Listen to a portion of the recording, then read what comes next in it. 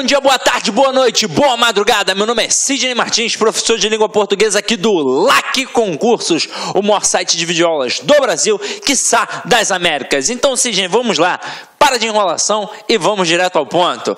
Galera, hoje a aula é de concordância nominal. A gente sabe que o aluno normalmente prioriza a concordância verbal, que é um assunto que cai muito em prova, realmente. Mas a concordância nominal, se não prestar atenção, ela vai te derrubar. Até mesmo porque tem casos específicos e normalmente o candidato na escola não aprendeu a base corretamente. E que é algo super tranquilo. Agora, vamos prestar atenção. Venha comigo, vamos lá. Ó. Primeira coisa é definir o que é a concordância nominal. Quando a gente trabalhou a concordância verbal, a gente definiu que era a relação entre o verbo e o sujeito. Quando a gente foi estudar um pouquinho mais, a gente percebeu que não era entre o verbo e o sujeito apenas, era entre o verbo e o núcleo do sujeito. Então, ali se dava a relação da concordância verbal. Quando a gente fala na concordância nominal, é a relação entre o nome e os seus determinantes. Então, aqui, a gente definiu que a concordância nominal é o estudo das relações sintáticas entre um nome e seus determinantes. Aí olha só esse exemplo aqui. O aluno está preocupado. A gente já sabe que uma análise sintática remete a todo o processo do sistema SVC, em que eu tenho um verbo, pergunto a ele quem é o sujeito e automaticamente o resto é o complemento. No caso aqui, a gente tem um verbo de ligação e tem um predicativo do sujeito. Trabalhamos estruturas sintáticas. Mas e agora? E as estruturas gramaticais, morfológicas? Esta palavra aqui, preocupado, é um adjetivo. Por que um adjetivo? Porque está indicando uma característica. E uma característica de quem? Do aluno, que é o substantivo. Então, neste processo, a gente percebe que o substantivo está mandando nessa concordância nominal, já que aluno é um substantivo masculino e está no singular. Então, o adjetivo deve obedecer essa concordância, ficando no masculino singular. Agora, vamos entender como é que funciona o processo como um todo. Se liga só. A gente acabou de definir que a concordância nominal é a relação entre o nome e os seus determinantes.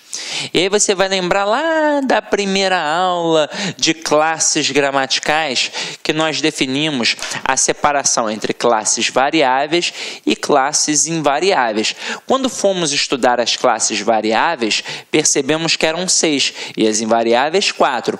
Mas na hora que nós fomos estudar as 6 variáveis, nós percebemos que o estudo era assim, ó, igualzinho eu estou fazendo aqui com as minhas mãos.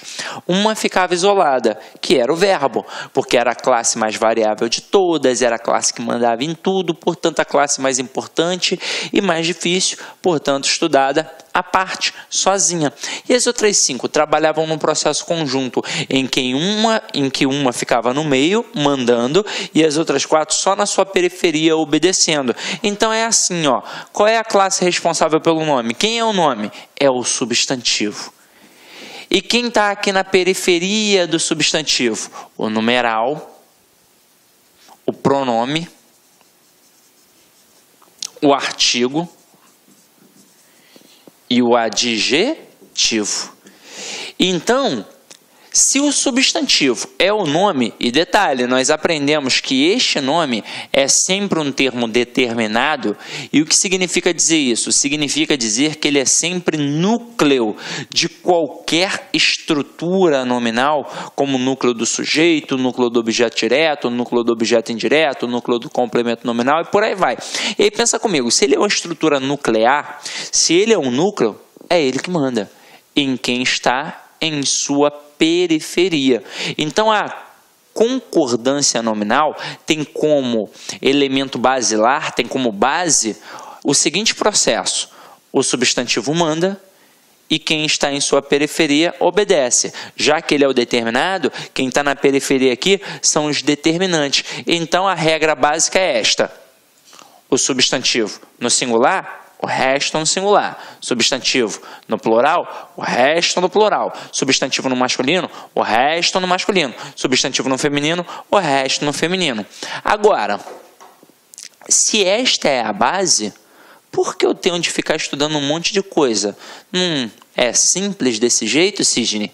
A base é esta. Agora, você provavelmente pensou mais em substantivo e adjetivo, por alguns motivos. Primeiro, qualquer elemento que acompanha um substantivo tem valor adjetivo. A gente viu isso lá na primeira aula, quando a gente trabalhou a concepção do pronome adjetivo e do pronome substantivo. Agora, todos os outros que estão aqui, acompanhando o nome, tem como princípio o valor adjetivo. E um elemento mais importante ainda, para a gente enfatizar sempre o substantivo e o adjetivo na questão da concordância nominal. Eu tenho o substantivo composto, assim como eu tenho o adjetivo composto. E eles acabam sendo os elementos principais, mas todos os outros correspondem ao processo da concordância nominal também, ok? Então vamos lá, agora a gente vai brincar com os elementos das concordâncias, entender como é que tudo funciona. Então vamos lá. Quando eu tenho um substantivo, é isso daqui, em via de regra. Agora, e quando eu tiver dois substantivos? O que eu começo a ter, Sidney? Você começa a ter os tipos de concordância. Olha aqui, acompanha comigo. A gente passa a ter a concordância atrativa e a concordância gramatical. O que é a concordância atrativa? Vamos lá. Eu tenho dois substantivos, um substantivo composto, e eu vou acrescentar um adjetivo. Vou colocar ali um adjetivo. Se esse adjetivo vai fazer uma concordância atrativa, ele vai concordar com quem? Com um elemento que está mais próximo a ele, independentemente de como se apresentar. Se está no feminino, singular, singular, plural, plural, masculino, masculino, vai ser assim, independentemente de como se apresentar. Agora, eu também posso ter a concordância gramatical. E aí o que vai acontecer? Você aprendeu lá na aula de concordância verbal que a concordância gramatical é aquela baseada pela soma. É assim. Aquele termo vai fazer referência ao seu termo correspondente. E se estiver no singular, vai ficar no singular. Se estiver no plural, vai ficar no plural. E por aí vai. Só que assim era no verbo. Agora a gente tem mais coisas para poder trabalhar. A gente tem a questão do gênero e do número. Então, se eu tenho dois substantivos e vou colocar um adjetivo e vou fazer uma concordância gramatical, primeira coisa, este adjetivo vai ficar no plural, porque ele vai concordar com todo mundo que está ali. Agora, tem outra coisa importante, vai ficar no plural do gênero dominante. Como assim do gênero dominante? Meu companheiro, quando a gente tem masculino e feminino, quem é que manda? É o masculino. Então, por exemplo, vamos supor que aqui fosse uma sala de aula realmente presencial e aí tivessem 100 mulheres. Eu diria, por exemplo, se fosse de manhã, bom dia, alunas. Mas e se tivessem 99 mulheres e um homem? Eu deveria dizer bom dia, alunos, porque basta um homem para mandar em 99 mulheres. Claro, na língua portuguesa. Em casa, já sei bem como é que é. Agora vem aqui comigo, vamos dar uma olhada nos exemplos. Primeiro exemplo aqui, carro e moto nova. O que a gente fez aqui? A gente fez uma concordância atrativa. O que é a concordância atrativa? É aquela em que o adjetivo concorda com o substantivo mais próximo. Como o substantivo mais próximo é moto, a moto, feminino singular, a motocicleta, o adjetivo fica no feminino singular. Agora aqui, carro e moto novos. Que concordância a gente fez aqui? A gente fez uma concordância gramatical, em que o adjetivo concorda tanto com moto quanto com carro. Mas, tá vendo que ele vai ficar no plural no masculino? Por quê? Porque eu tenho um elemento masculino, que é a palavra carro. E não importa se é só um masculino e um feminino, não. Poderíamos ter, como no exemplo que eu acabei de citar agora, 1 milhão até de elementos femininos. Mas se eu tiver um elemento masculino, é plural no masculino. Então agora a gente vai entender como é que funcionam realmente essas concordâncias. Em que situações nós as utilizamos. Né? Quase que não sai, né? Ficou um trava-língua aqui agora. Agora acompanha aqui comigo, Nós temos de pensar da seguinte forma. Eu posso trabalhar na ordem direta ou fazer uma inversão. Quando a gente trabalha na ordem direta, a base vai ser a seguinte: primeiro vai ver o substantivo, depois vai ver o adjetivo. E quando eu fizer a inversão, eu vou trocar, beleza? Então, olha aqui, ó. Na primeira aqui, a gente tem aqui, ó, filme, novela, longa ou longos. Por quê? A gente colocou primeiro o substantivo e depois o adjetivo.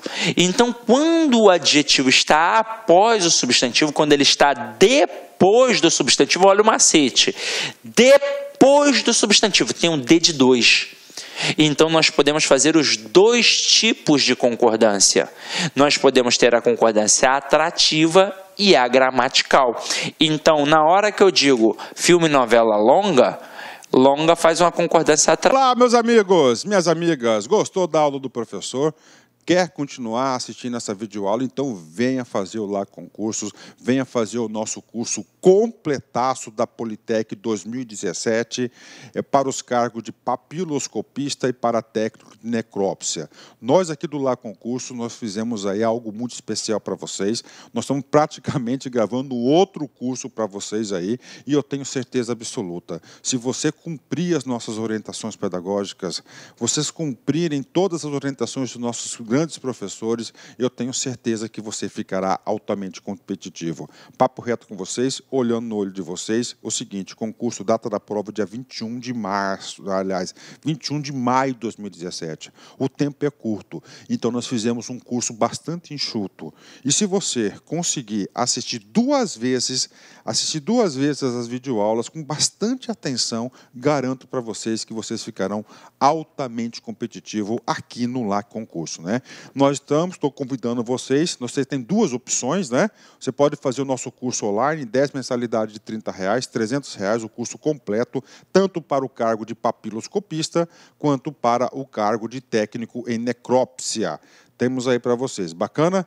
A banca é o FMT e nós temos outra opção, que é a opção do curso nosso presencial.